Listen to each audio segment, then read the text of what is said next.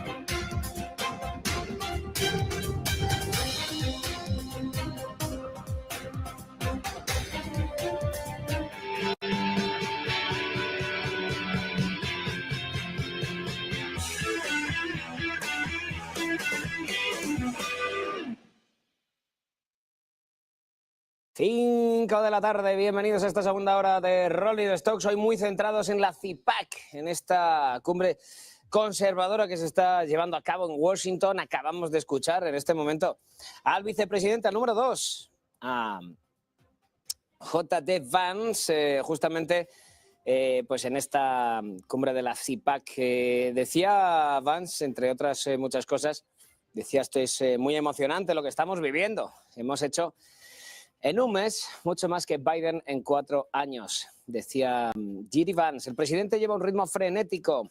Siempre pregunta: ¿qué hemos hecho hoy? ¿Qué vamos a hacer mañana? ¿Qué vamos a hacer la semana que viene? Porque sabe que estamos en un momento muy especial, así que gracias a todos por hacer que vivamos este momento histórico, decía J.D. Vance. Esto podemos dar fe aquí, efectivamente, que el ritmo de Trump es imparable estos últimos días. Estamos trabajando y mucho justamente en todos estos cambios de guión de Donald Trump.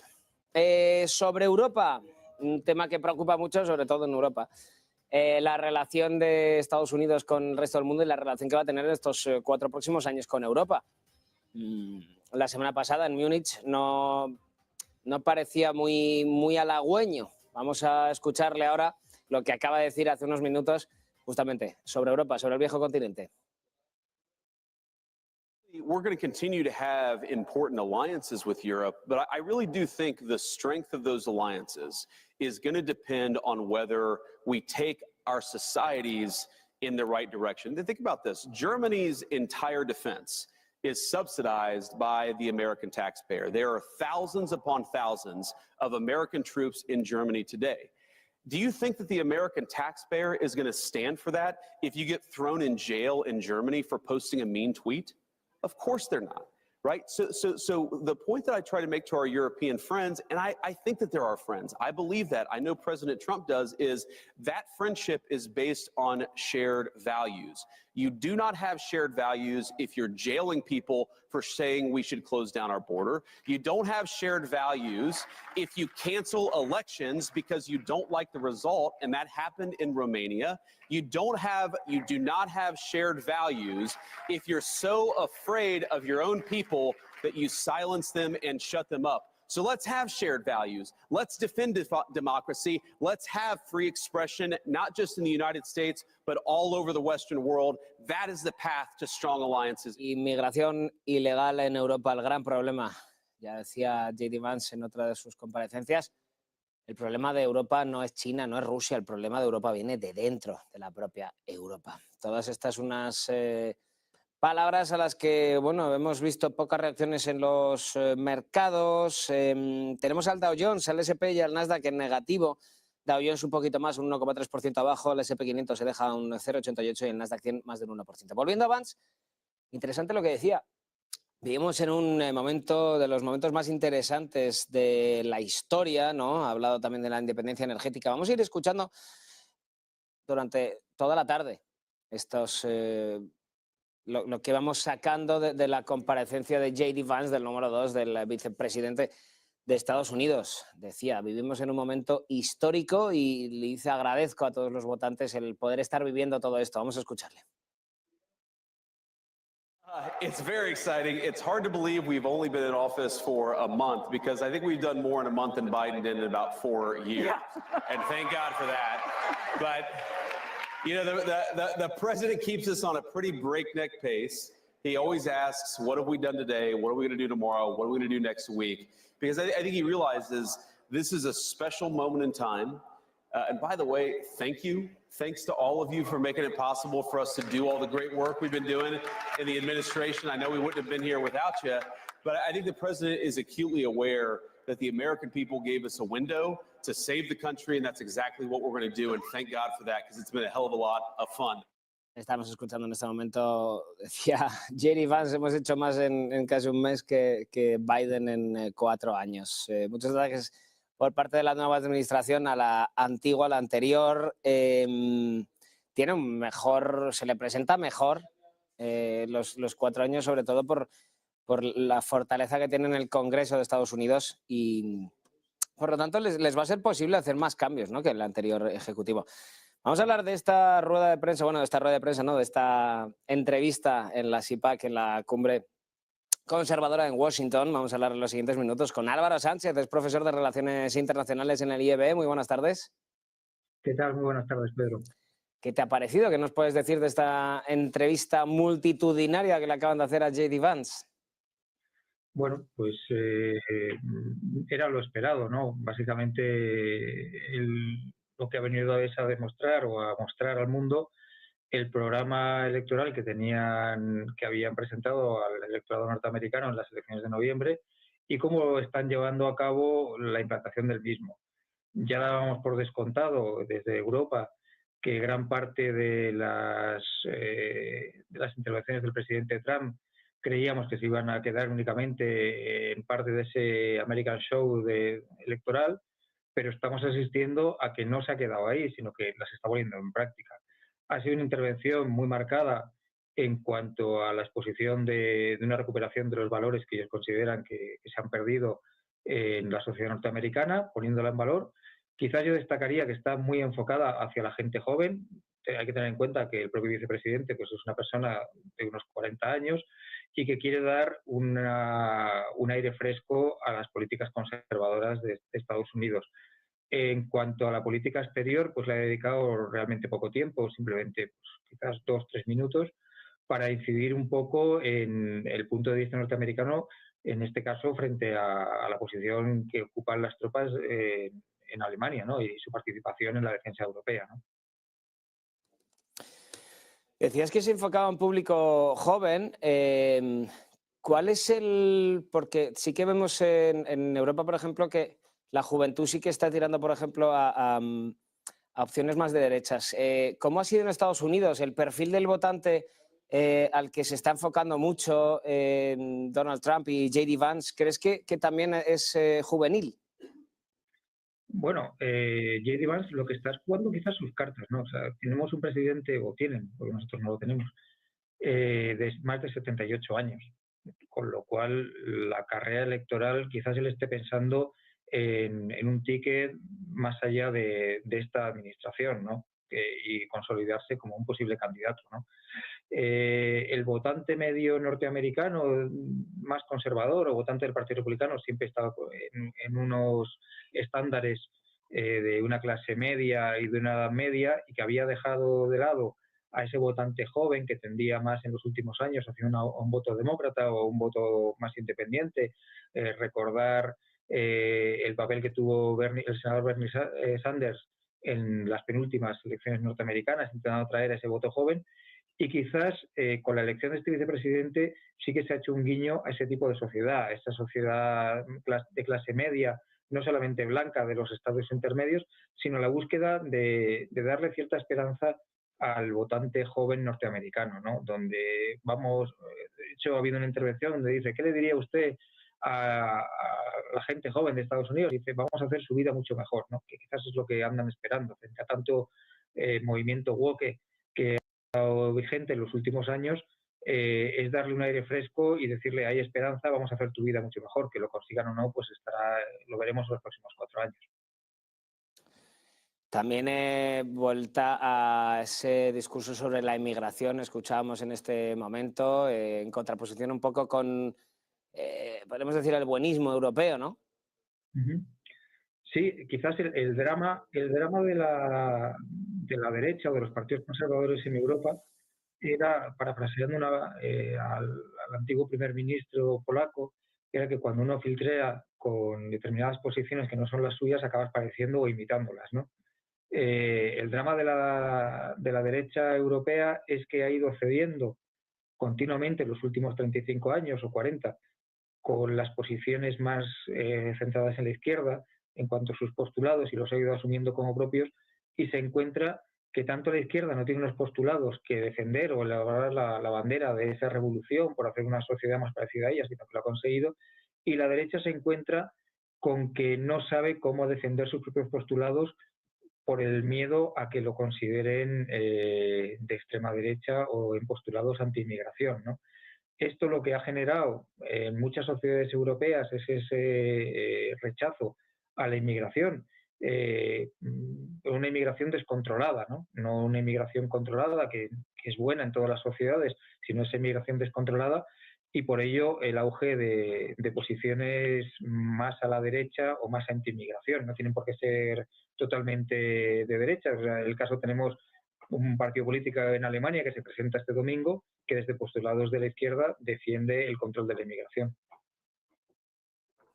No es a lo que estamos acostumbrados, por lo menos en España, ¿no? Otro de los...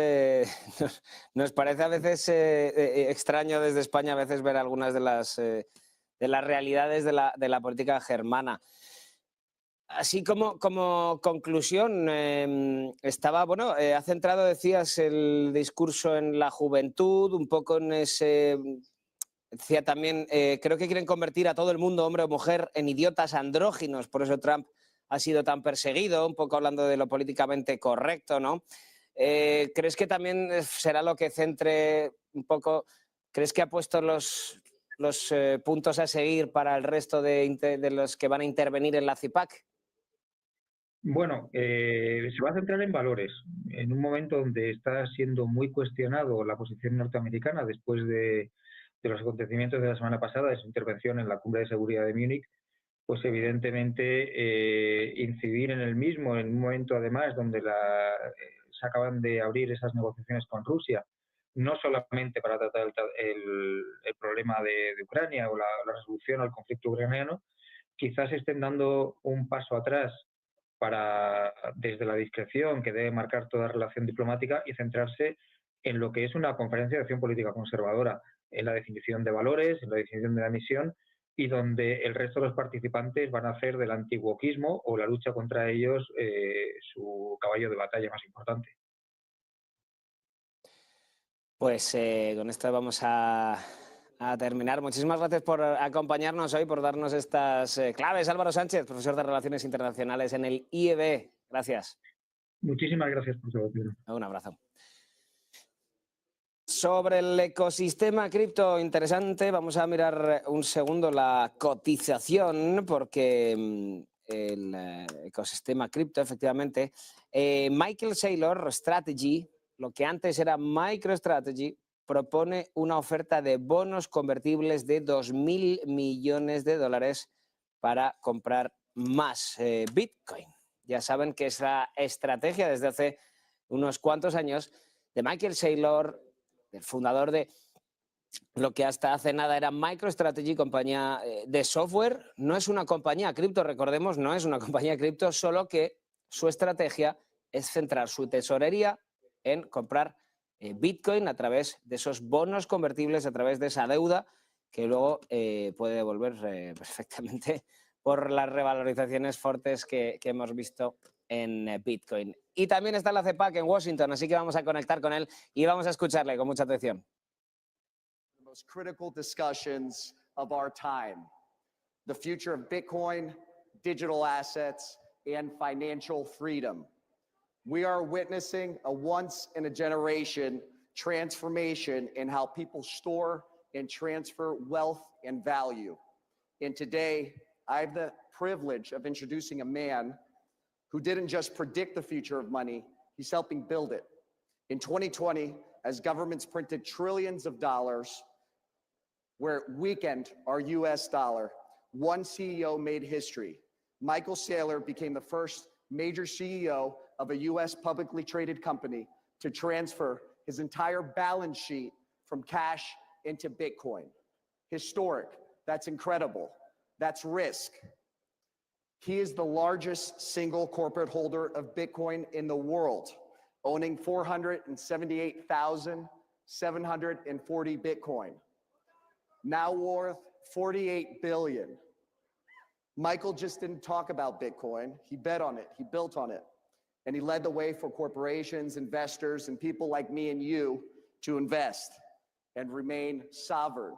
He remains one of the most influential voices in financial and technological history, proving that Bitcoin isn't just an investment, it's a revolution that America has to dominate. Please join me in welcoming one of the most fearless and financial minds in our future, a champion of digital freedom and a trailblazer, Michael Saylor. Well, thanks for the intro. I'm really excited to be able to address this group today because I think that Bitcoin represents the most powerful technology force for conservatism in the world. And I don't know that that's fully appreciated, but Satoshi many years ago had this vision for sound money and sovereign money via technology, via modern cryptography, modern semiconductors, the modern internet. And that idea of giving economic power to the individual in the face of the overwhelming power of the collective, when you feel like the government's against you, the banking system against you, the currency is against you, big tech is against you, when you're the little guy, when you're struggling for freedom and struggling in the face of overwhelming power, you need some advantage. And Satoshi created this network that's based on two principles. One principle is integrity, and the other principle is sovereignty. The integrity, we all know, is there'll never be more than 21 million Bitcoin, and that's enforced by millions and millions of computers and hundreds of millions of people everywhere in the world that believe it's not okay to lie, cheat, or steal. It's not okay to distort the truth. There is a truth. There is a universal common ledger that no one can tamper with, no one can corrupt, not a nation state, not a company, not a politician. And that idea of a censorship-resistant, unstoppable version of the truth was a first in human history. It was a first. And then the second idea is sovereignty. It's like, well, if there is a truth, can you own it? Right? So with Bitcoin, the idea is you can own a Bitcoin and you don't have to trust a bank with it. You don't have to trust the city with it. You don't have to leave it in the custody of a big company. You can take self-custody.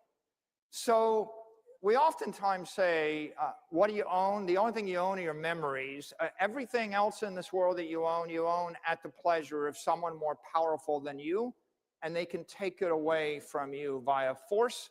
What they can't take away from you is your experience and what's in your head. And the brilliance of Satoshi was, what if we could put all of the money in the world into the heads of the people? What if what you knew was the password to unlock all of your wealth or protect it, and nobody else could take it away from you? And that's a profound shift, because what Satoshi did was gave us a network where hundreds of millions of people can own and control their economic energy in a censorship-resistant, unstoppable fashion. And that was an idea worth nothing for a year, and then it became worth $1 million, and then it became worth $1 billion, and then it became worth 10 billion, and then it became worth 100 billion. And when MicroStrategy, now Strategy, got into business about 4 years ago, it was worth 150 billion. And today it's worth 2 trillion. And at that time, you were a software company, and you saw this as an opportunity, a different opportunity. We were a software company, and we were staring at a quick death or slow death or take a risk. And you know, when the COVID lockdowns took place and the interest rates went to 0, we had to decide, were we going to sell the company, throw in the towel, or could we find a way out? And this is the challenge that 40 million companies in America have, which is, if you're not one of the Magnificent Seven, if you're not Apple or Google or Microsoft, how are you supposed to compete in a world where trillion-dollar companies have all the power, big banks have all the power, big government has the power? And Bitcoin offered us the way out, because if you recapitalize a company on Bitcoin, you're not slave to the bank, you're not slave to the currency, you're not slave to the local politician that tells you what you can do and how you can use your money. Instead of having the central bank take interest rates to 0 and keep them there forever, right? Bitcoin gave us a 60% return every year, because the Bitcoin interest rate is set by a global decentralized system of capital flows. So my company was able to save itself when we switched from Bitcoin, from the US Treasury or the bond to Bitcoin. Our market cap increased from $1 billion to 100 billion. And our enterprise value increased from 600 million to 105 billion. And we went from a $500 million company growing 0% a year, competing against a monopoly, Microsoft, where it's hopeless, to a $50 billion company growing 60% a year that's part of the digital economy. So I feel blessed, and we are very fortunate, but that really motivated me with a mission. And what I realized is Satoshi gave us a way out of our conundrum. Satoshi gave us a strategy that makes a small company big and powerful, that makes the individual more powerful than the state, that turns the power balance between the collective and the individual on its head. And the secret to that is this powerful worldwide network that puts the individual first, that's uncorruptible, that anybody can join, that gives you unfettered, uncensored property rights. Well, to that point, I had spent the last couple of days preparing for this, and had a list of questions for Michael. And about 10 minutes before we sat down on the stage, and he goes, let's talk about why Bitcoin is conservative. Let's talk about why this is your coin and this is your industry. So Michael, how is Bitcoin conservative? Why should it be important to this audience, the largest conservative conference in the world? Bitcoin literally represents the conservation of energy in cyberspace. Satoshi implemented a protocol which is inherently conservative. If I send Bitcoin to you, I lose it, you have it. I can't create more. I can't lie about it. The thing that's beautiful about nature is conservation of energy. Conservative is based on natural law. It's based on the idea that if you just make something up which isn't true, you'll be punished.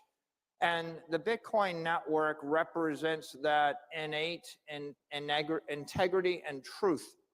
So, you know, if you think about the world today, there's just an inherent force. There's a struggle between capitalism and socialism, between people that believe in freedom and free markets and those that believe in central planning and collectivism. And if I'm a socialist, I want to take away your guns and your money. And Bitcoin is money that they can't take away. Like, what freedom do you have if you have all of your money in a bank that can freeze it? What freedom do you have if you have your money embedded in a currency that, where someone can print 4x more of it without your approval and debase it to zero? What freedom do you have if you own real estate in a city where the mayor can put rent control on it or expropriate it, or the governor can tax it away from your family? What freedom do you have if all your wealth is in a business where the government can tell you you can't operate, shut down your pipeline, tax your employees, tax your income, regulate your product? And the answer is, you only have conditional freedom until the government changes and they just take away that freedom. And then when they take away your wealth, when they take away your economic power, they're going to starve you to death, and then you've got nothing. So Bitcoin represents putting your economic wealth in cyberspace. It's beyond the reach of the mayor, beyond the reach of the governor, beyond the reach of any nation state, beyond the reach of any other company that would do you harm. It is the first time in the history of the human race that you can bind economic energy tightly to an individual, to a family, to your company, and you don't have to ask permission to have economic wealth, to have money. And you don't have to live in fear that someone gets up on a morning and just takes it all away from you to power you down. And so if I am conservative, I want a family, I want a company, I want freedom. Well, how are you going to pay for it? And if you live in a country like Venezuela and the currency goes to zero, you're going to be begging for food next week.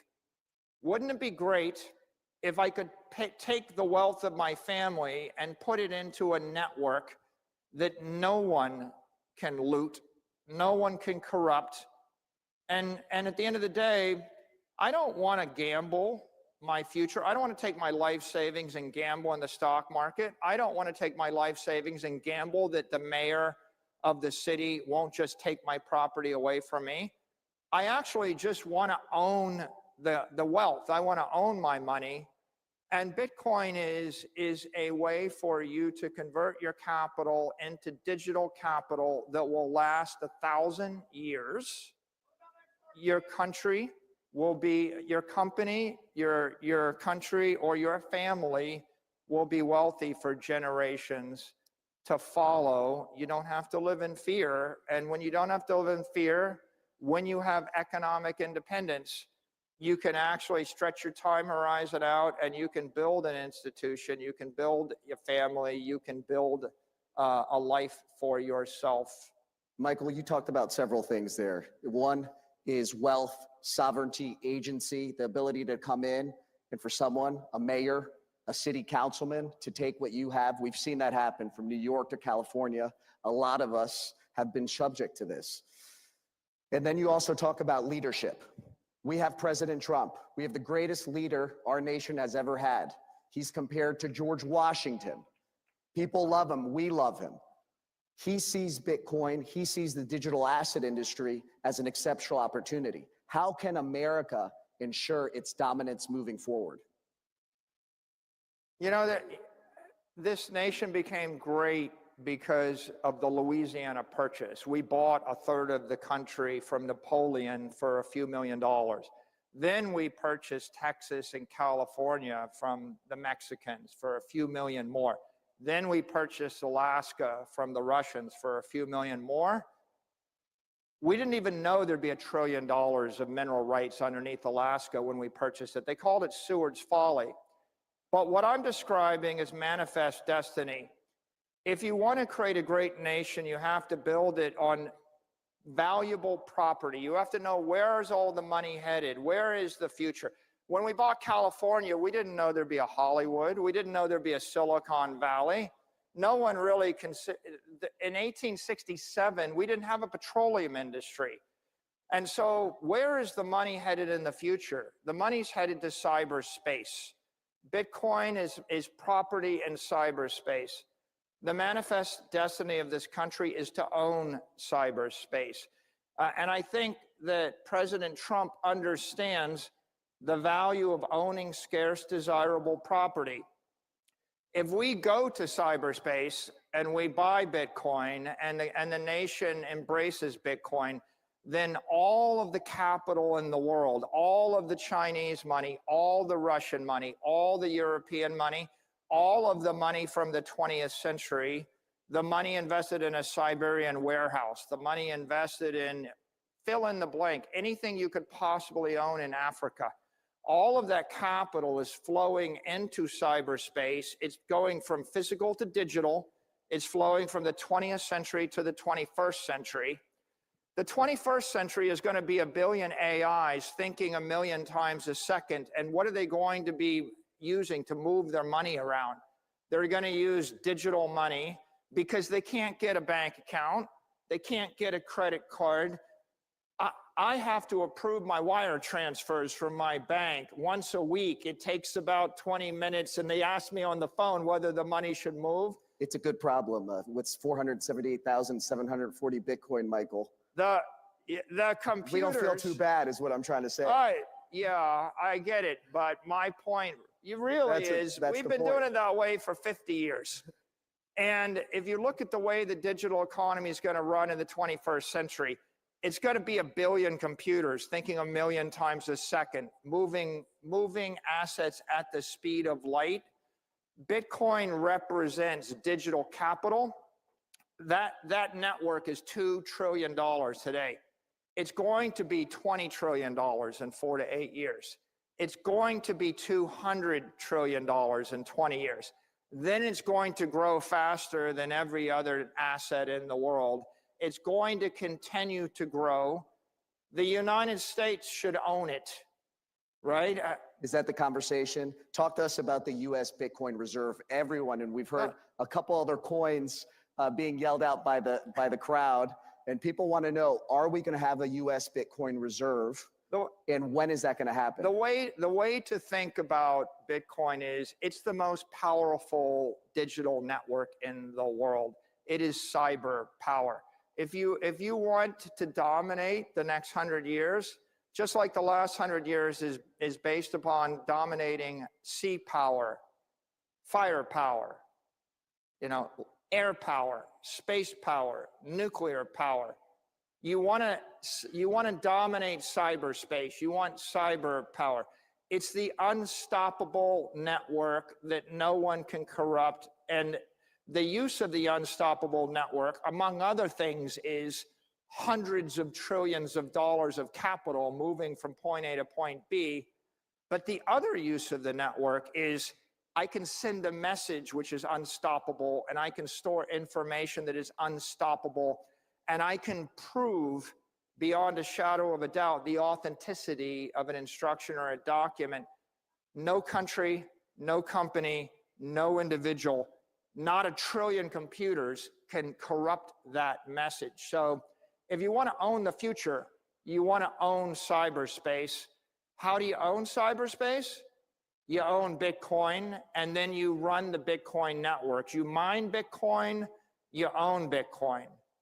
President Trump understands property. He understands the value of Greenland. He understands the value of Alaska. He understands the value of oil rights. He understands, drill, baby, drill would be impossible if we didn't own the land, right? He understands American dominance. And land is physical property.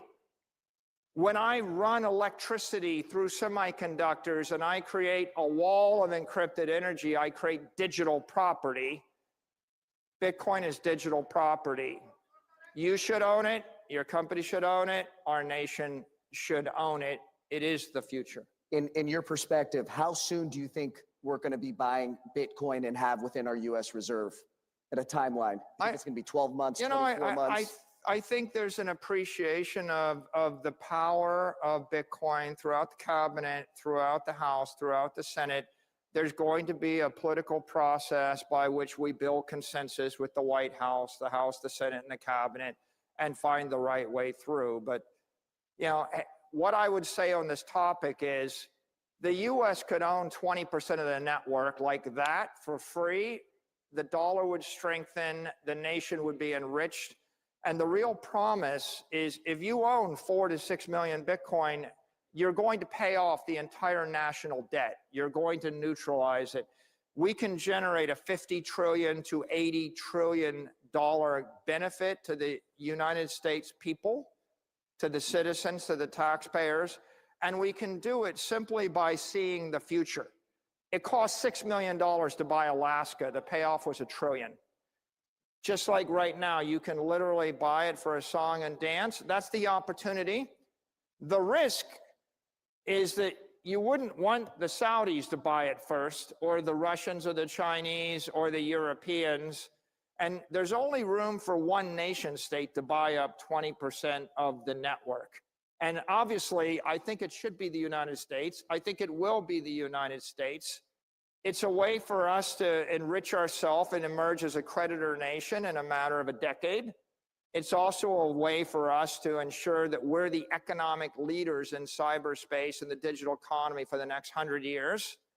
And if we do that, every one of our allies will follow us, and then all of our enemies will end up having to buy into the network once it passes 10 or 20 million a coin, and they will enrich us. And we saw that just yesterday. President Trump was in Miami, and he was talking about Bitcoin.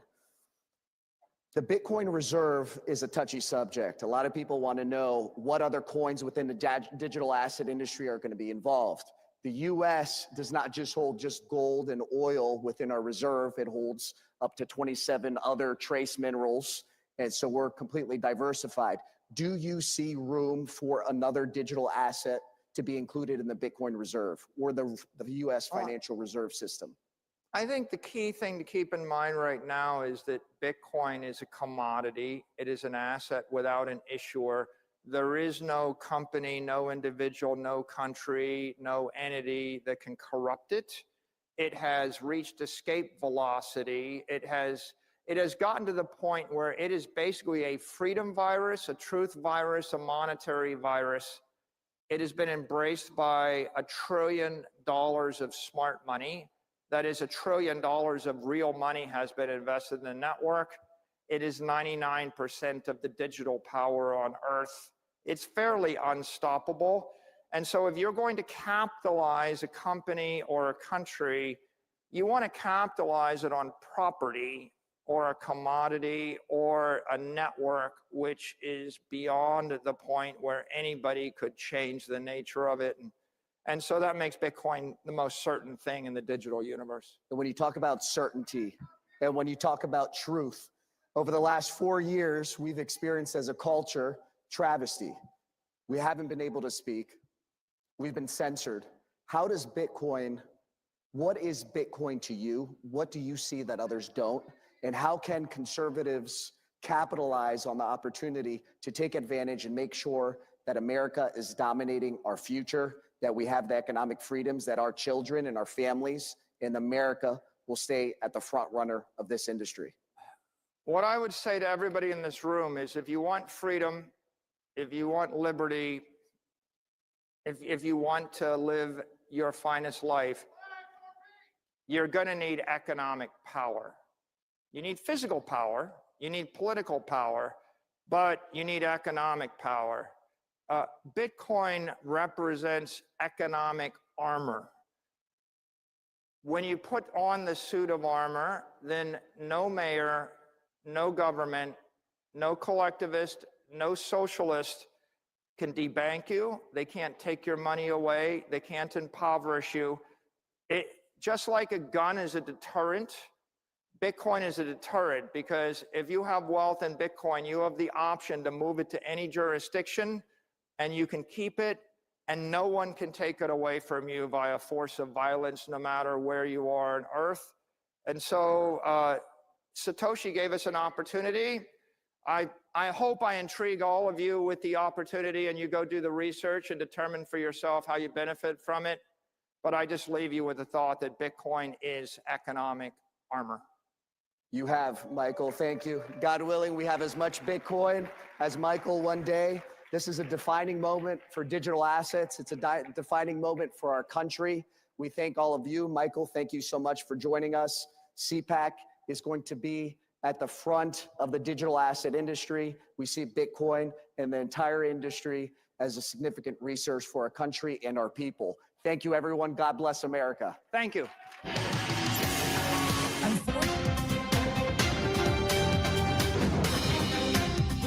Estábamos en este momento escuchando desde Washington, desde el Congreso de la Cpac de los conservadores, este congreso el más importante de los conservadores de todo el mundo, a Michael Saylor, el fundador, el ex-CEO de MicroStrategy, que ahora ya saben ha cambiado de nombre a Strategy, una compañía que comenzó siendo de software y que empezó a incorporar dentro de su tesorería Bitcoin hace muchísimo tiempo, cuando todavía no está a los precios que vemos actualmente. Por lo tanto, ya solo con esa estrategia de incorporar en su tesorería Bitcoin, ya ha hecho que él mismo y su compañía sean millonarios. Las revalorizaciones han sido increíbles desde hace muchos años. Pues hablamos de triplicarse, de quintuplicarse en bolsa, justamente por esta estrategia, por esos bonos convertibles con los que compra Bitcoin y luego lo va manteniendo dentro de su tesorería. Vamos a ir repasando porque ha dicho nos ha dado muchos titulares. Me ha gustado esta última frase, muy en Estados Unidos también, ¿no? Muy americana. Igual que una pistola es disuasoria, ha dicho Michael Saylor, el Bitcoin es disuasorio para el que quiera atentar contra tu libertad financiera. Vamos a comentar toda esta entrevista con Albert Salvani, director de Trading Heroes. Muy buenas tardes, Albert. Hola, buenas tardes. ¿Qué tal? Bueno, ¿qué nos puedes contar sobre esta entrevista a Michael Saylor, uno de los personajes además más conocidos del mundillo cripto? Bueno, la verdad es que no he podido seguirla al completo, pero ya con la última frase yo creo que lo dices todo, ¿no? La apuesta de Michael Saylor, la apuesta de MicroStrategy por los criptoactivos y especialmente por Bitcoin, pues es muy clara y bajo mi punto de vista es bastante arriesgada. Entonces veremos el resultado que le da, ¿no? Saylor es muy arriesgada para ti. Hombre, claro, pedir dinero prestado para comprar Bitcoin, aunque sea a través de bonos, esos bonos los tienes que devolver. La pregunta es, ¿qué pasa si en el momento que yo tengo que devolver los bonos, pues Bitcoin está a un nivel pues que hace que mi precio medio pues esté muy bajo? No sé, yo creo que es una apuesta importante, pero al final es un bono que estás comprando, pero eso realmente no es un bono, prácticamente es un producto derivado. O sea, es un producto, tiene un riesgo alto porque al final el subyacente de ese bono pues es un producto muy volátil, ¿no? Entonces, es una apuesta muy clara, muy decidida, pero a la vez yo creo que es muy arriesgada y quien invierte en esa compañía debería saberlo. para el que no lo conozca, explícanos un poquito esta estrategia de los bonos convertibles de Michael, bueno, de MicroStrategy en general, que además justamente ayer lanzaban otra oferta de estos bonos, ¿verdad? Sí, si no recuerdo mal, él lo que hace es lanzar una estrategia de bonos convertibles en acciones de MicroStrategy y con el objetivo claro de que el dinero que va a recaudar lo que hace es comprar Bitcoin para aumentar las reservas de Bitcoin, aumentar la tesorería de Bitcoin de MicroStrategy. Pero claro, esto tiene un impacto directo sobre la tesorería que tiene MicroStrategy y sobre todo el riesgo de esa tesorería, porque esa tesorería puede llegar a ser muy volátil, dependiendo del precio de Bitcoin y dependiendo del porcentaje de Bitcoin respecto a la tesorería o a los activos totales que tiene esa compañía. Entonces, yo lo único que digo es que hay que ser muy consciente de que eso es una estrategia arriesgada en ese sentido, ¿vale? Y entonces, pues, a pesar de que sean bonos que parece que es un activo pues de poco riesgo, en este sentido yo creo que es un activo de mucho riesgo. Bueno, he recogido la última frase porque me ha parecido muy estadounidense, te lo decía antes. Si ya un arma, una pistola es disuasoria, Bitcoin es disuasorio para el que quiera atentar contra tu libertad financiera. Quitando la parte de la pistola, al final lo que ha hecho Saylor es un discurso de defensa de la libertad financiera que te ofrece Bitcoin, claro, frente, por ejemplo, el mismísimo dólar y el control de las políticas monetarias por parte de los bancos centrales, ¿no? Claro, yo creo que al final la estrategia es encarnar esa ansia o esa demanda de libertad financiera total en un activo, que es Bitcoin, ¿no? Y centrar todas esas ganas de lograr esa libertad financiera, esa seguridad de obtener esa libertad financiera en un activo.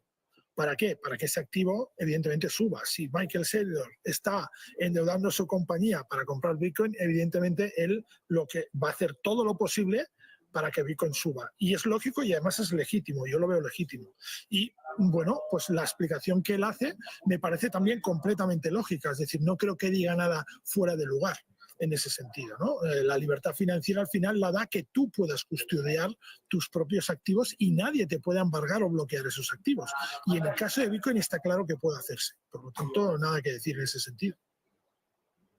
Otro punto también sobre el que le han preguntado, que tampoco ha sido muy claro, porque tampoco lo tiene por qué saber, claro, es la reserva estratégica de Bitcoin. ¿Crees que se acerca, que cada vez es más una realidad? A ver, yo creo que sí, y te diré el porqué. Yo creo que hay maniobras encaminadas a...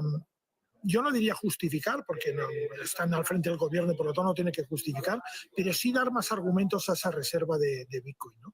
Y en ese sentido, el tema este que se está rumoreando de auditar el oro de la Reserva Federal, etcétera, etcétera, ¿no?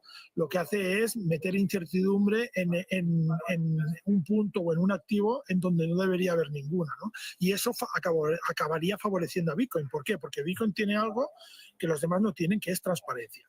Entonces, a partir de ahí, yo creo que estamos viendo movimientos que van encaminados en ese sentido. ¿Que va a ser o van a hacer todo lo que han prometido, en el nivel que han prometido, el nivel de compras que han prometido, o que quizás, aparte de Bitcoin, sea una cesta de otros activos? Eso ya no lo sé. Pero creo que en la reserva estratégica la acabaremos viendo, porque además es un poco lógico, ¿no? Si tú ves cómo los activos digitales están irrumpiendo en las finanzas y tienen un protagonismo, ¿por qué no tener una reserva estratégica en esos activos? No es algo que sea ilógico, digamos. Pues iremos siguiendo muy de cerca la actualidad cripto y más con estos grandes análisis como el tuyo, Albert Salvani, director de Trading Heroes. Muchas gracias, como siempre. Un abrazo. Muchas gracias y hasta la próxima. Buenas tardes. Y en estos últimos minutos, vamos a hablar un poquito de geopolítica de nuevo. Hemos estado siguiendo a J.D. Vance, un discurso bastante parecido al de Múnich, la verdad. También, bueno, es verdad que ha tenido una carga ideológica mayor, pero bueno, no sé si habrás visto diferencias. Alberto Iturralde, responsable de operativa DAX. Muy buenas tardes. Muy buenas tardes. ¿Has visto muchas diferencias entre el discurso de Múnich del pasado viernes y el de hoy en la Cpac de J.D. Vance? No, porque no he visto ninguno de los dos discursos. Ilústrame, por favor. No te digo. Sí. Lo que sí que igual habrás seguido serán las palabras que tuvo ayer Vance a Zelensky, el cambio de discurso que hay por parte del gobierno de Estados Unidos. Vance le decía ayer, oye, cuidadito con las palabras, Zelensky, cuidadito con cómo hablas de Donald Trump, después de que Trump le dijera prácticamente que era un dictador, ¿no? Prácticamente le decía, oye, tienes que ir a elecciones ya, que casi tienes un 4% de apoyos en tu país. Claro, es que obviamente esa es la imposición que ha puesto Rusia sobre la mesa, la primera, para poder llegar a un acuerdo de paz. Si tú dejas a Zelensky que firme ahora en nombre de Ucrania un acuerdo de paz, dentro de 10 años cualquier mandatario legítimo de Ucrania va a impugnar ese acuerdo porque quien lo firmó es un mandatario ilegítimo como Zelensky. Zelensky es un golpista. Un golpista porque cuando termina su mandato, la Constitución ucraniana exige que el presidente del gobierno temporalmente sea el presidente de la Rada. Es decir, el presidente de la Rada tiene que tomar las atribuciones del presidente del gobierno. Y eso Zelensky no lo ha permitido. Eso se llama dar un golpe de Estado en toda regla. Recordemos que a este individuo lo pusieron ahí para defender la democracia y todas esas tonterías que nos han estado contando durante 3 años. Entonces, lo que ha dicho J.D. Vance es de libro, absolutamente cierto. Y ahora viene la parte B del problema. ¿Qué hacemos con Zelensky? Aparte de al basurero de la historia, ¿por qué camino va? Es decir, ¿va a ir al basurero de la historia por el camino de obligarle a convocar unas elecciones y perderlas, o de salir corriendo de Ucrania para ir a disfrutar de los centenares de millones de euros y de dólares que ha robado a costa de la muerte de, ya se habla de 1 millón de chavales ucranianos? Esa es la bazofia y la basura política de Europa ahora mismo, porque antes también era la basura política de Estados Unidos cuando estaba Biden, y afortunadamente esto Donald Trump lo está limpiando. Entonces, ¿Putin ha impuesto este cambio de postura en Washington? Sin lugar a dudas. De hecho, quien sigue un poquito, claro, los medios rusos están prohibidos en Europa, no porque se vaya a hacer propaganda, porque yo he estado viendo durante 3 años todos los días los medios rusos. Los medios rusos lo que te han estado contando durante 3 años es su visión de la guerra. No propaganda, es decir, no mentiras de lo que sucedía en la guerra. De hecho, todo lo que hemos visto que ahora Donald Trump está admitiendo es lo que se ha visto en los medios rusos durante 3 años. ¿Y por qué se prohibieron los medios rusos en Europa? Para que nadie escuchara a Putin, entre otros. Porque si tú escuchas a Putin, por ejemplo, ves la entrevista con Tucker Carlson, te das cuenta de que Rusia tiene bastante razón en lo que está haciendo. Y Putin ya hace 3 semanas a su periodista de cabecera, un tal Zarubin, ya le dijo, no, nosotros podemos hablar y negociar con Zelensky, no tenemos ningún problema, pero Zelensky no puede firmar los acuerdos. Podemos hablar porque con eso evitaremos más muertes, pero no puede firmar los acuerdos porque no es el presidente legítimo. Y claro, va una delegación en nombre de Donald Trump a Riad y habla con Lavrov, entre otros. Y vuelven, y cuando vuelven le dicen a Donald Trump, señor presidente, no se puede hacer nada con Zelensky como presidente porque la Constitución ya no lo contempla como tal, es un golpista. Y Donald Trump sale a explicarle a Zelensky, con sus maneras, las de Donald Trump, que tiene que ir despejando la zona. Cuanto antes. Ya estás molestando, chaval, lárgate. Por las buenas o por las malas. Y Zelensky ahora está encajando el golpe. ¿Cuál es el problema?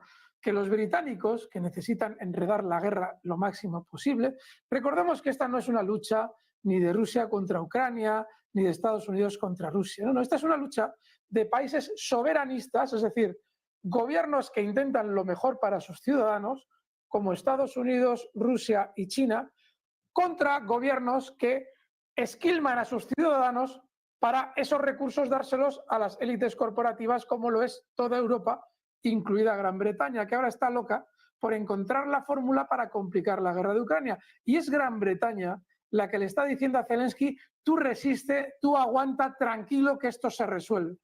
Y por eso le estamos viendo con ese careto dar vueltas de rueda de prensa en rueda de prensa, contando nada más que sandeces.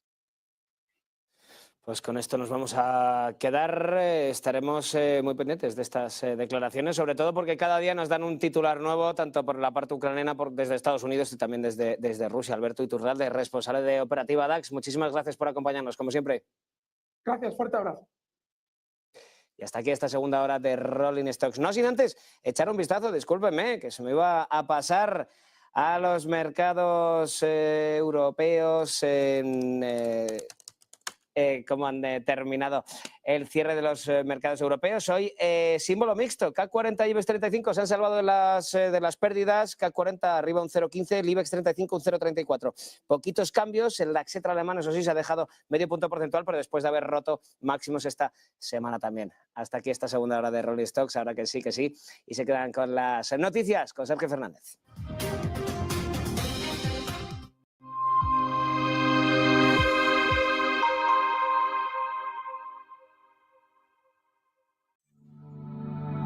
Silver Gold Patrimonio nace en 2018 con el objetivo de innovar en el mercado de los metales preciosos de inversión, ofreciendo nuevas alternativas para que cualquier persona, familia o empresa pueda entrar en el fantástico mundo de los metales de inversión de forma sencilla y acompañada por consultores expertos en el sector.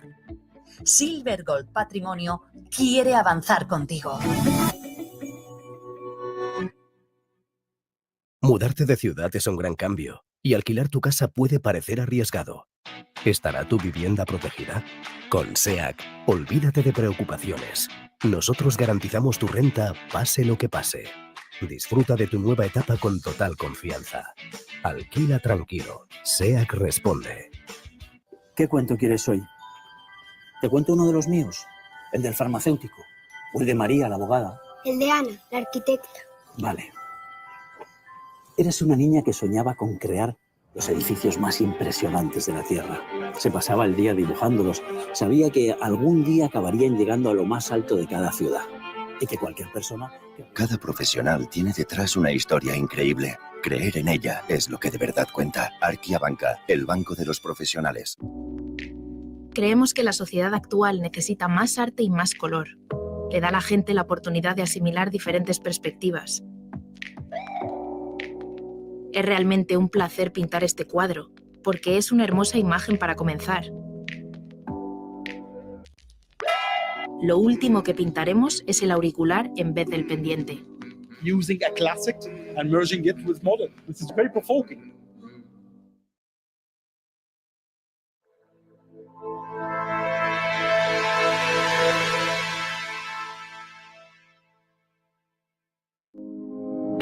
En noviembre de 2021, el presidente de El Salvador, Nayib Bukele, anunció un plan audaz, pero eso sí, bastante arriesgado para que su país adoptara Bitcoin como moneda de curso legal y comprara un Bitcoin al día a un coste promedio en dólares. Más de 2 años después de esta apuesta, El Salvador parece estar capeando la tormenta de Bitcoin y además está saliendo relativamente ileso. A pesar de las modestas pérdidas en papel de unos 2.744 Bitcoins, las compras han promediado cerca de $41.800 según algunas estimaciones en comparación con el precio del mercado actual, que está en torno a los 36.300, 36.400 actualmente. Aunque es cierto que el Fondo Monetario Internacional advirtió repetidamente sobre amenazas al crecimiento económico y también sobre la capacidad de pago de la deuda. Últimamente el país parece tener una base financiera, desde luego, mucho más sólida. Los bonos del país denominados en dólares han aumentado un 70% en lo que va de año. De hecho, los principales bancos ahora recomiendan comprar los bonos con la mira puesta en obtener mayores ganancias. Algunos de los principales bancos, como por ejemplo JP Morgan,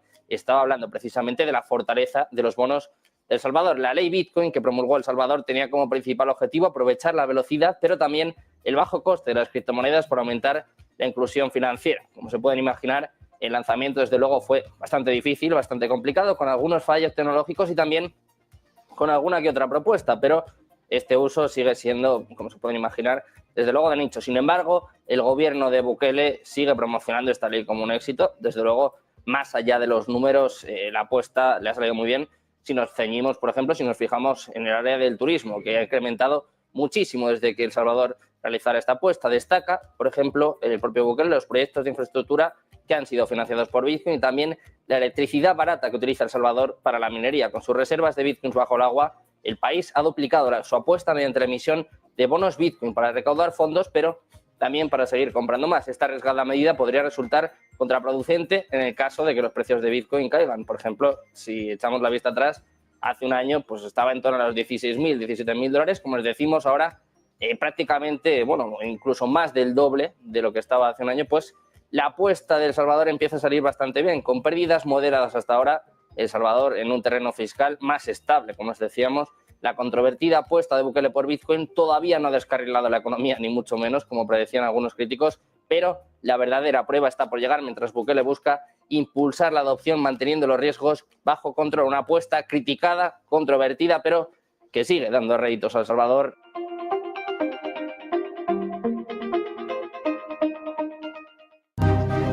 Muy buenas, sabes que siempre hay algo oculto en la economía. Es lo que intento transmitirte en el libro Lo que la economía esconde, donde intento darte todas las pinceladas de un mundo geopolítico, económico, financiero, interrelacionado, entrelazado, en el que cada vez más el conocimiento de las claves de lo que circula alrededor de la información es casi tan importante como la noticia propia, de tal manera que en Lo que la economía esconde intento descifrarte, acompañarte, llevarte de la mano sobre distintos temas que sin duda van a ser clave en los próximos años, geopolíticos, financieros, bursátiles, y que sin duda van a marcar el camino de tus inversiones y de esa fotografía a medio y largo plazo cada vez más importante. Te animo a leer en esta entrada de 2025 Lo que la economía esconde. Buen día, buen negocio.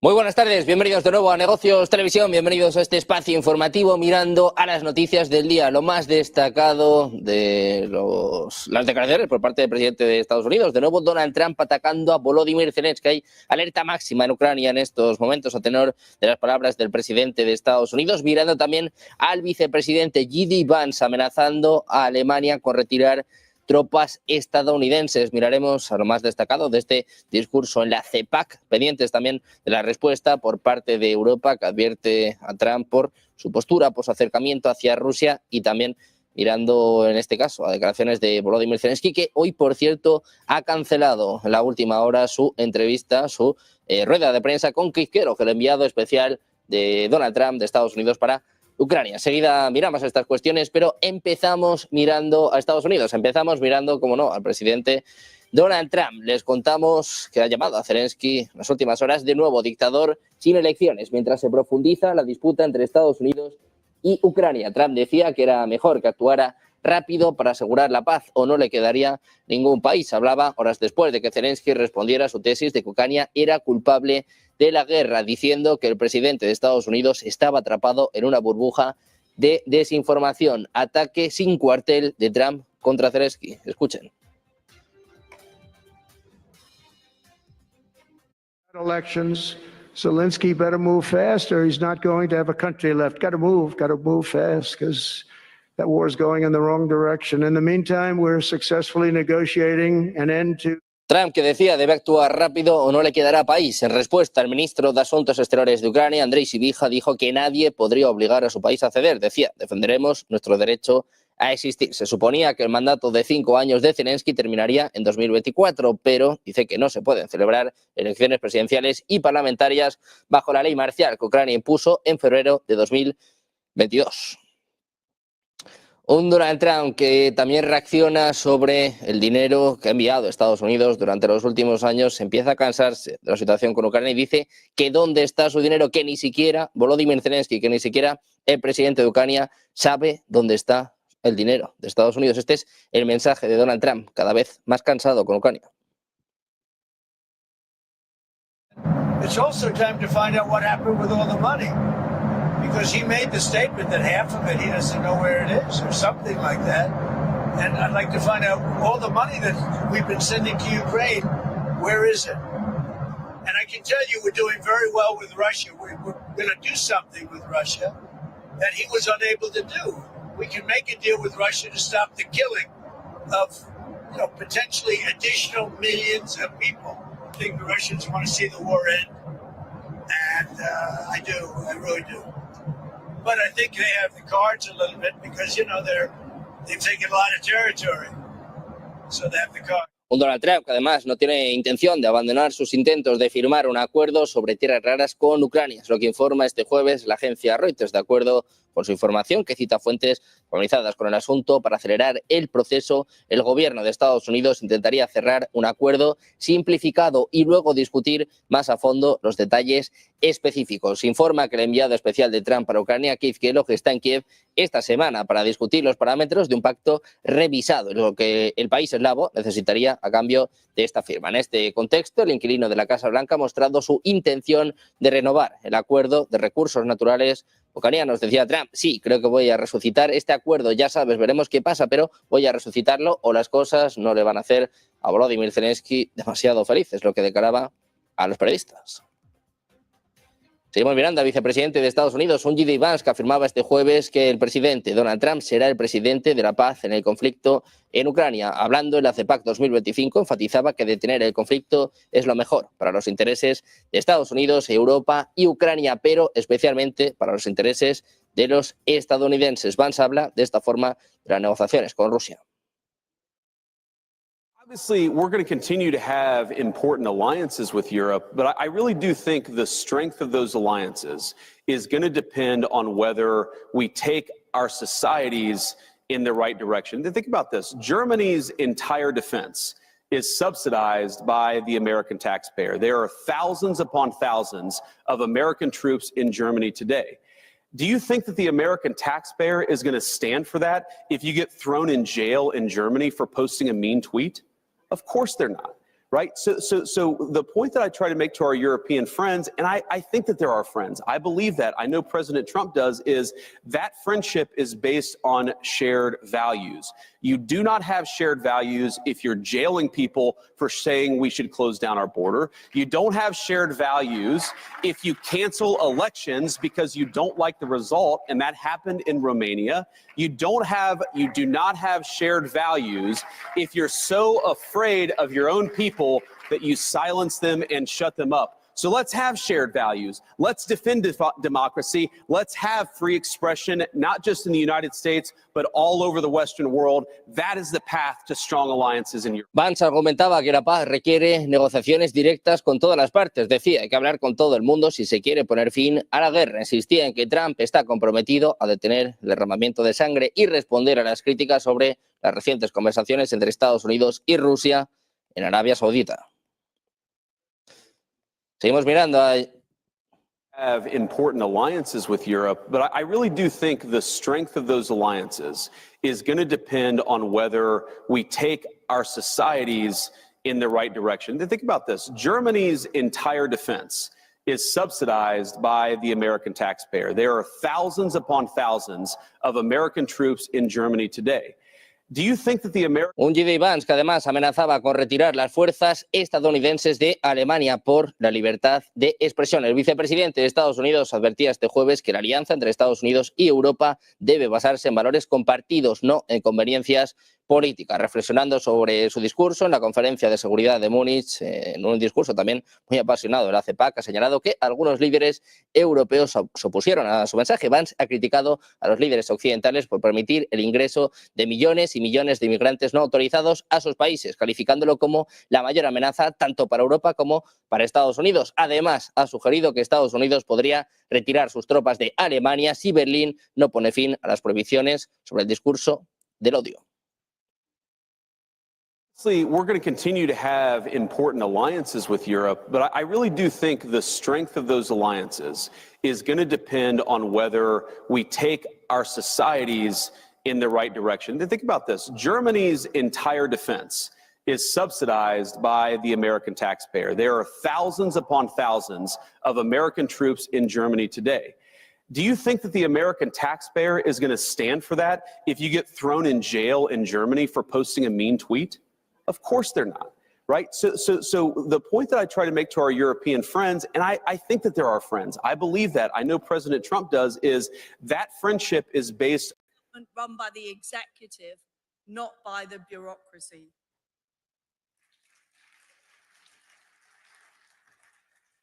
But most of all, what we need to restore free speech.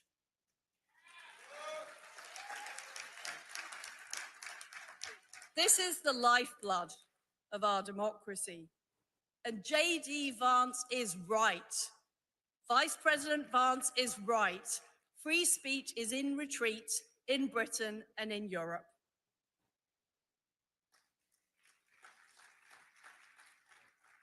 To Europe's governments, particularly Britain, they see George Orwell's 1984 as an instruction manual.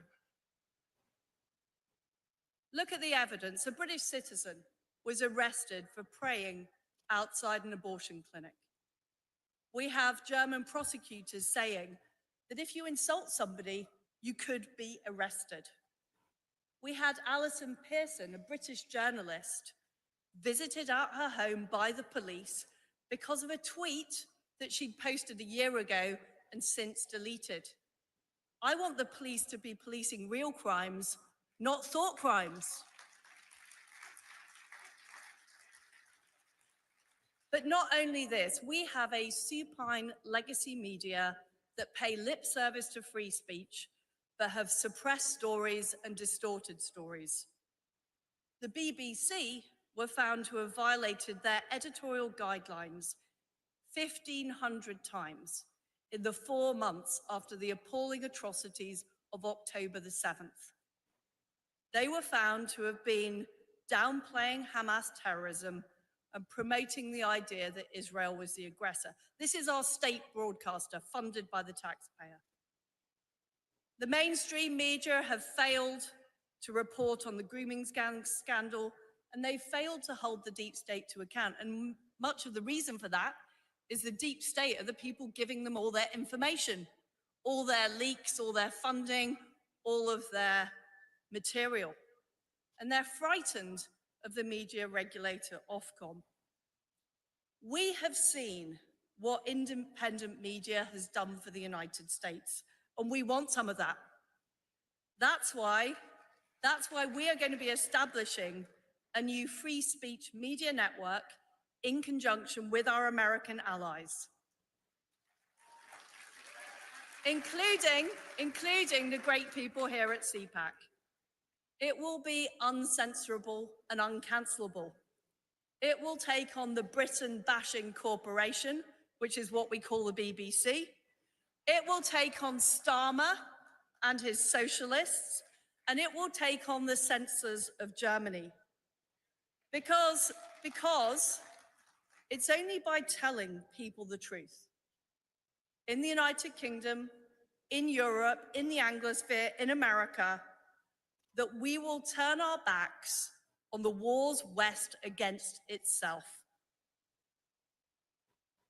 All of the people here are working to make America great again. I believe that we can make Britain great again. I believe that we can make Europe great again. And I believe that together, we can make the West great again. Thank you. Thank you.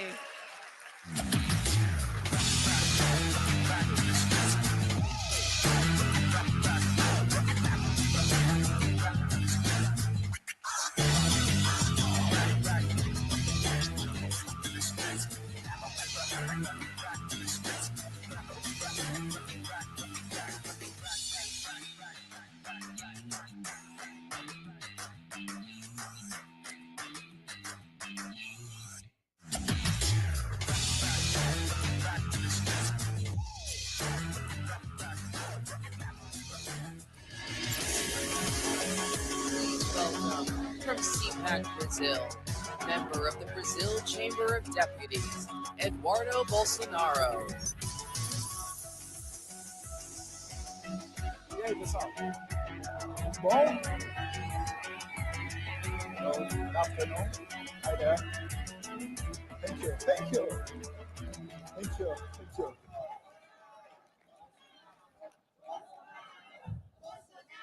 thank you. I think you have some Bolsonaro supporters here. The great Brazilian community. This is a little bit weird. I'm not used with talking with the teleprompter, but I'm very happy to be here. Good afternoon, Cpac. How are you doing? It's great to be here in the land of the free and the home of the brave. I know many of you are well aware of the risks posed by unelected judges interfering with the policies of a duly elected president. Even we have all heard Elon Musk call it out. We've all heard Vice President J.D. Vance sound the alarm. And of course, we've all heard President Trump repeatedly warn that judicial overreach threatens not just his presidency, but the very foundation of the American democracy. Well, I come from the future, and I know exactly how this story can end. Okay, maybe not the future, but I come from Brazil, which is not that different, as my country has become a laboratory for censorship and judicial authoritarianism. Since 2019, it's been used as a testing ground for the judicial weaponization against conservative, libertarians, and Christians, always under the noble pretense of protecting democracy, fighting misinformation, and stopping extremism, while in reality, silencing dissidents, controlling narratives, and criminalizing opposition. We continue to face the dire consequences of this experiment every day. Just 3 days ago, my father, former president of Brazil, Jair Bolsonaro, was formally charged by the Attorney General of the current socialist government with allegedly orchestrating a coup, a Disneyland coup d'etat, as some might call it, without weapons, without a plan, and while he wasn't even in Brazilian territory, but in Orlando, probably debated strategy with Goofy and taking national security advices from Mickey Mouse, maybe. It's really the Disneyland coup d'etat. There is no other word to talk about it. This baseless accusation, entirely devoid of evidence, is nothing more than a tool to neutralize political opposition. It mirrors the same tactics used against the opposition in Cuba, Venezuela, and Nicaragua.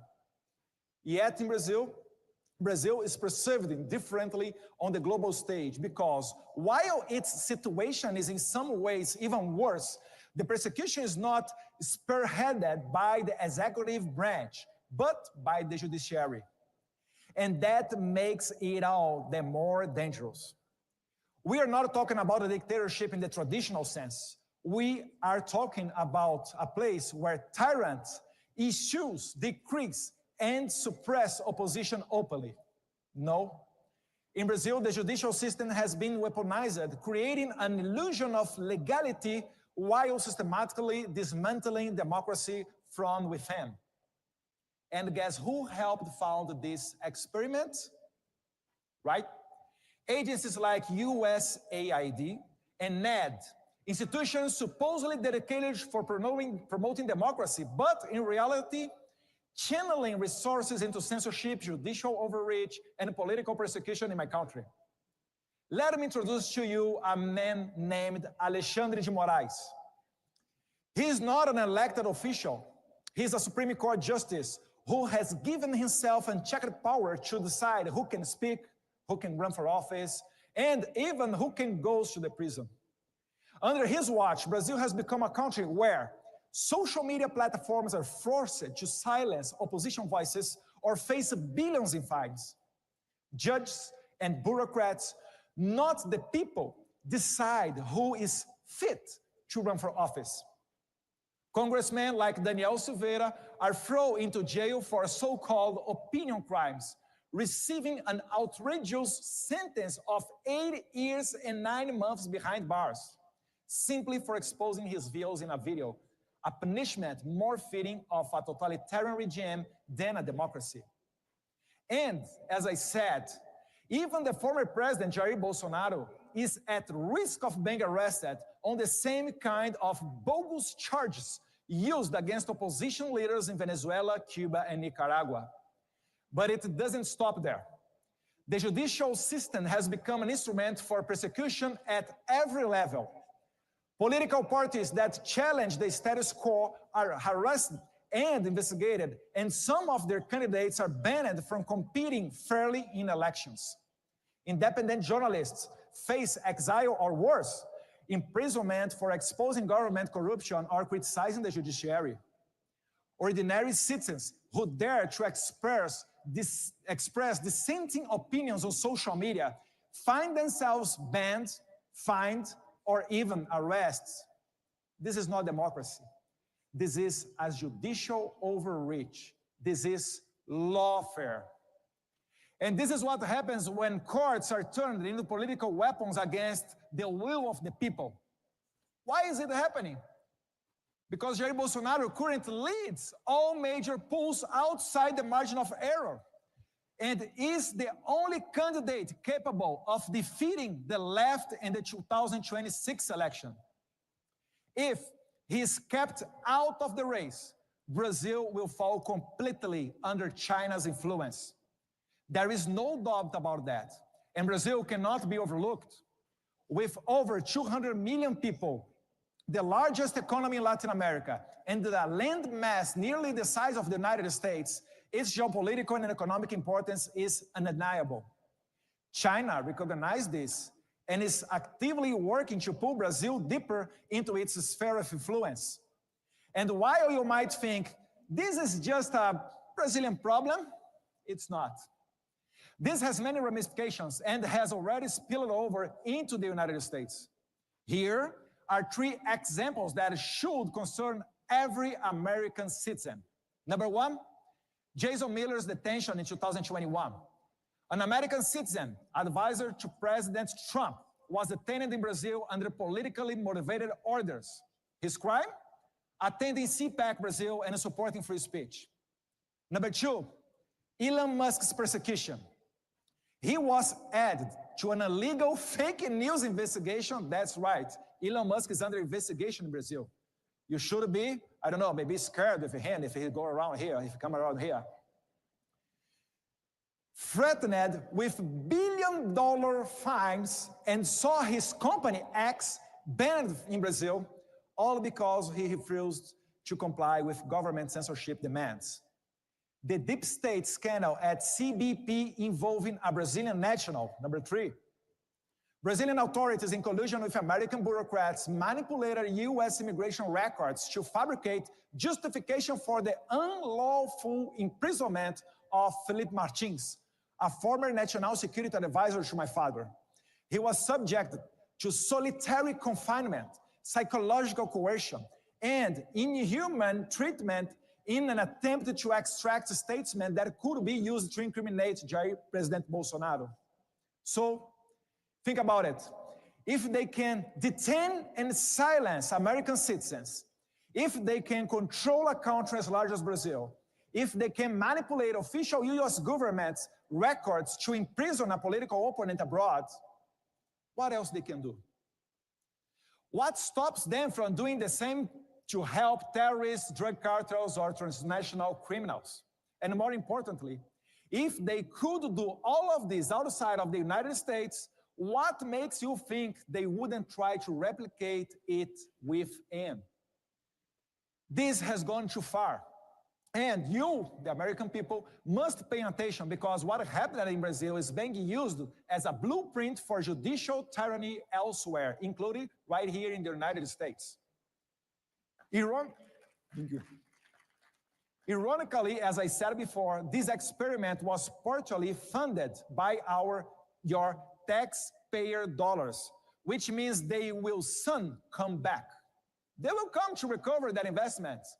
But instead of teaching leftist judges how to destroy Trump, let it serve as a warning for the American people. Freedom is fragile. And once you let unelected judges dictate your democracy, it's only a matter of time before we wake up in a country where free speech, free elections, and even freedom itself are just distant memories. Brazil was a test.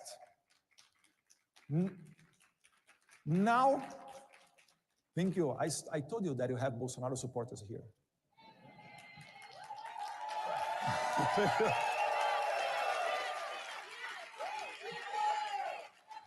Now they are applying the same formula elsewhere, including here in the United States, and we need to fight back, just as President Trump is doing through his legal team and in partnership with Rumble by filing a lawsuit against Alexandre de Moraes for censoring and sanctioning American businesses and citizens.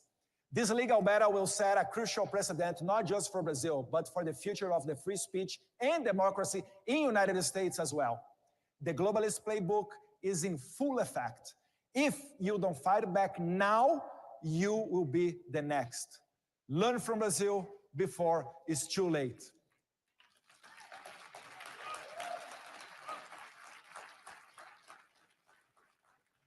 Thank you all, my friends. This is my message. Pray for my father. Pray for the Brazilians that are in prison now, our January 8th guys.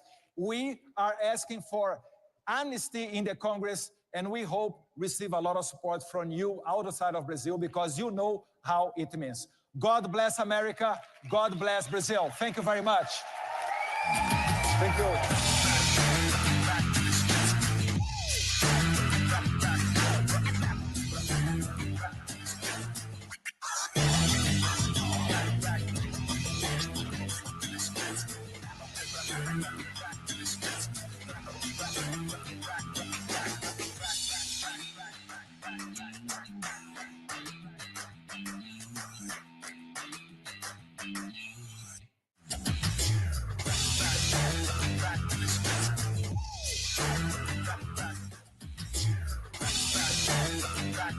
Ladies and gentlemen, please welcome Leo Zaki.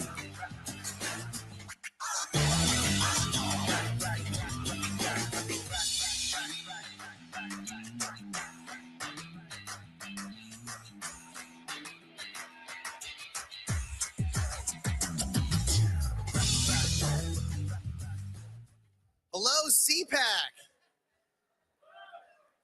My name is Leo Zaki, and I'm the host of the international radio show America Matters on the Salem Network and the Answer Network. I was vice president of Zaki Farms, my family's poultry company, and a board member of the California Poultry Federation for 10 years. 120 years ago, my family legally immigrated to California, where my great-grandfather started what became Zaki Farms. Zaki Farms was a vertically integrated business and the largest poultry company on the West Coast, largest organic turkey producer in the nation, and the largest privately owned employer in California. After 90 years, we were forced to close our doors and put thousands of people out of work because of elected officials in California who hate private business. They raised the anti-competitive minimum wage and overregulated the entire industry until it was impossible to exist. Now, a lot of smart people will tell you this is just mismanagement, just waste, just incompetence. But let's be real for a second. This is not incompetence. This is a deliberate strategy to destroy small businesses and the middle class. California isn't run by the people anymore. It's run by a political cartel, by a handful of ruling families and their cronies who will not stop unless we drive them out.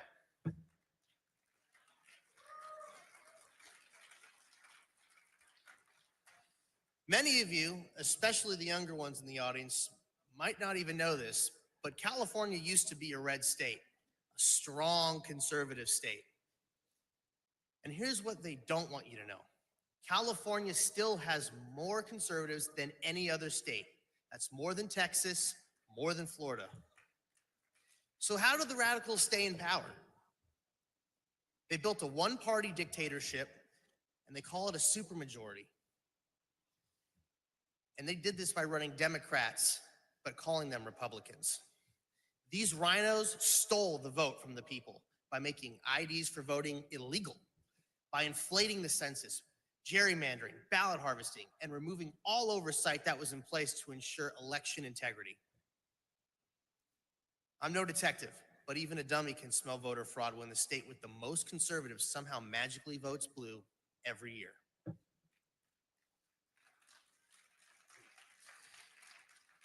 We are blessed to have Donald Trump as our president. We truly are. But all that means is that we have a few more years and a fighting chance to clean out the gangsters who are plundering our beautiful nation. The fight continues, and we must win this battle. And this battle is in California. We can turn California red again.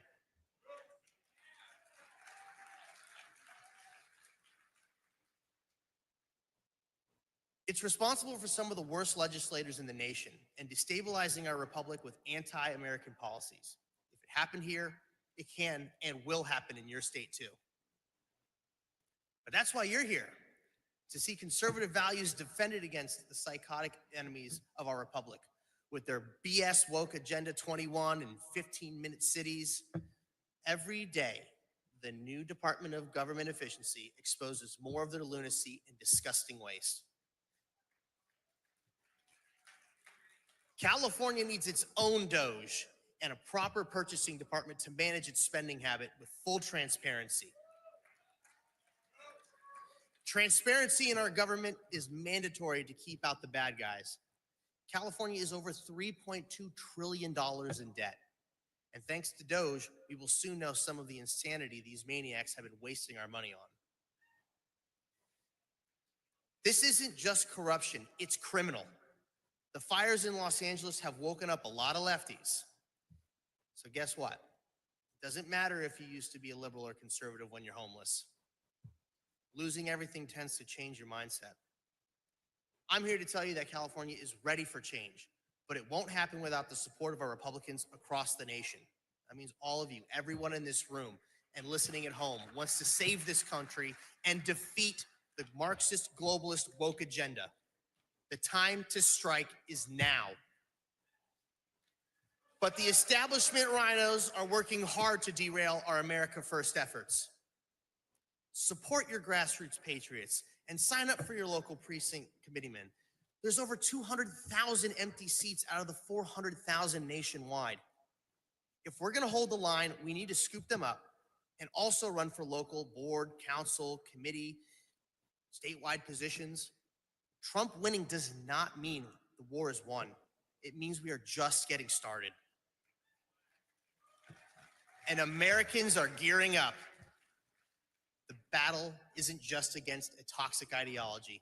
It's against criminals who have infiltrated our system and are trying to destroy it from within. We are going to break the totalitarian supermajority in California with the help of God, the prayers of the righteous, and a lot of hard work.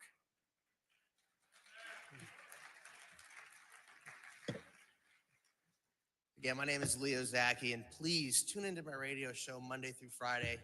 Visit my website to see how you can get involved locally with other patriots. Go to turnred.org, and I want to thank all of you so much. America, California's in the fight. Thank you, Cpac.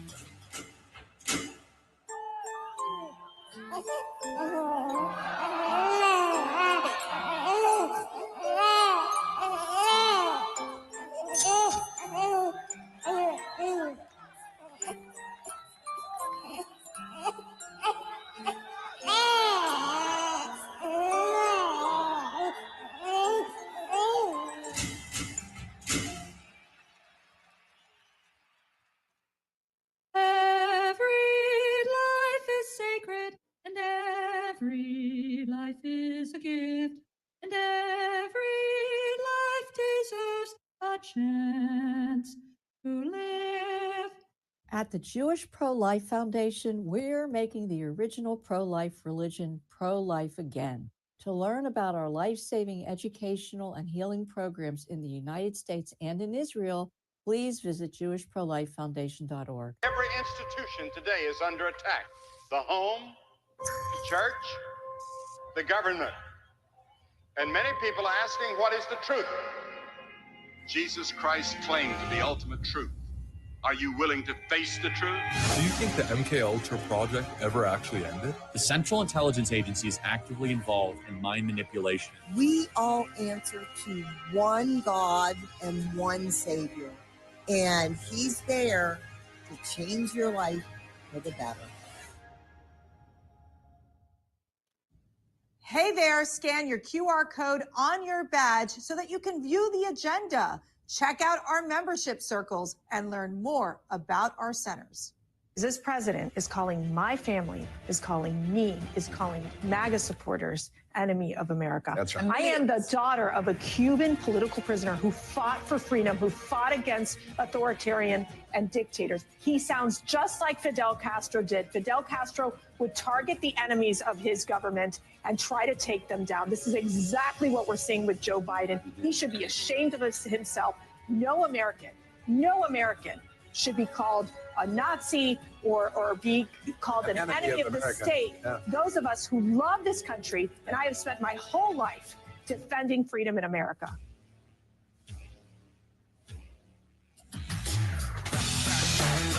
Ladies and gentlemen, what's Hungarian for Trump won and you know it? Please welcome Cpac Chairman Matt Schlapp and Political Director of the Prime Minister of Hungary, Balázs Orbán.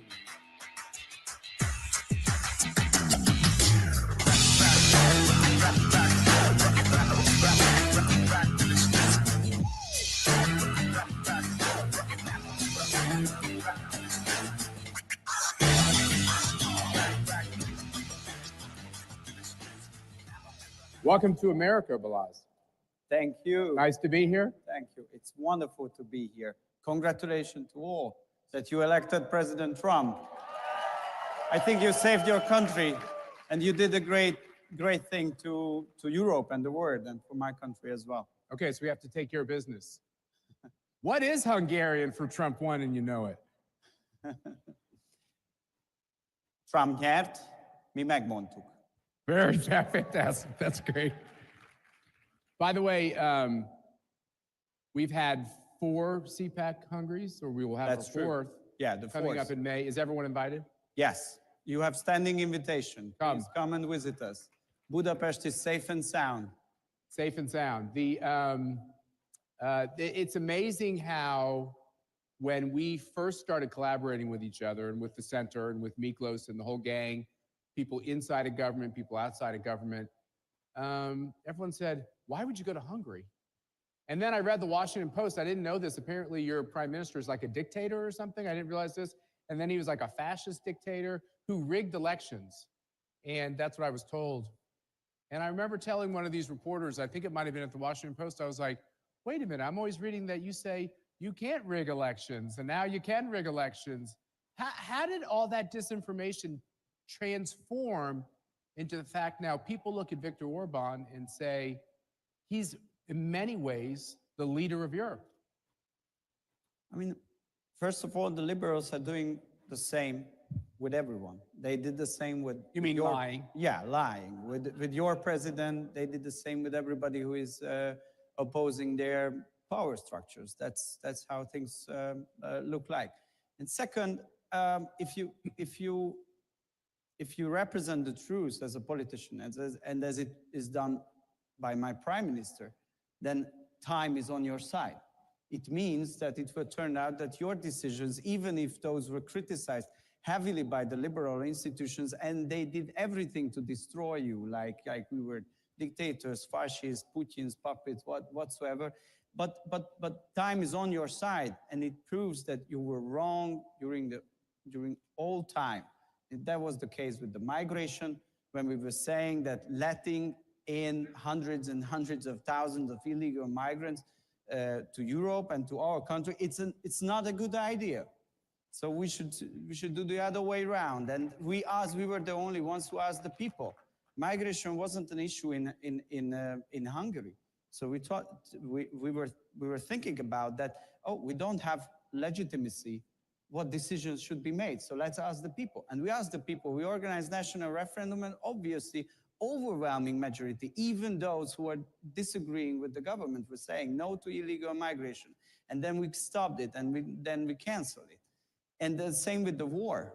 Same with the war. President Trump is right. As it was said by my prime minister, this war has to end because it brings us nowhere. It's crazy. Hundreds and hundreds of thousands of people are dying, and everybody takes it like And your prime minister, from the very beginning of this war, reached out to Joe Biden and said, let's find a way to end this war. He was on this immediately, but the Biden administration was uninterested. He was the one who started the peace mission. He said that, look, guys, if we want to end this conflict, we need to reopen the communication channels. How do you want to make a peace if you are not having communication with the other side? It's impossible. So if somebody is saying then that he is working for peace but not having communication with the other side, he's a liar. That's right. He's a liar. Don't believe them. Only those people take seriously peace efforts who are ready to engage and negotiate. And what happened? Only as a news, it's a small news, negotiation started immediately. Energy prices went down, stock markets went up. There is again hope. So important. Communication is important. Peace talks are hard, but communication is important. So there's this special relationship with Donald Trump and Viktor Orban, which is multidimensional. Two amazing guys, very different guys.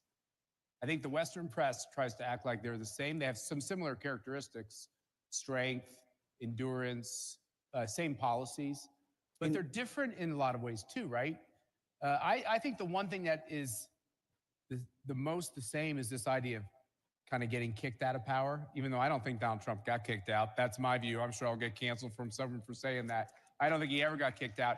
But he had this ability to come back and win the White House. Viktor Orban lost power, gained power. That's something they have in common. Matter of fact, I talked to your prime minister on one of my trips, and I said, you're the one guy on the earth who can tell Donald Trump how you do this. Yes, that's true. My prime minister is the longest serving leader in Europe, but also a longest serving in opposition. And I think it's also important. If you serve your country, there are different positions where you can, where and how you can do it. And I think there is one similarity between Trump and Orban. They both love their nations. Yeah. And this is crucial. Yeah. Nations are obviously different. Like Hungary is a small country. It's an old country, 1,000 years old country. United States is a big country, but in different geography, different history, different culture. But if you like your country and you are ready to act in accordance of the interest of your country, then you are doing a proper job. If you're not doing that, then you are a bad politician. That's right. And one of the other similarities is, as you all know, the story of Donald Trump and Cpac is, before I was even elected chairman, he wanted to meet, he wanted to talk about how we could collaborate. He always understood that he was going to work around kind of the establishment systems and work with different kinds of allies. And one of the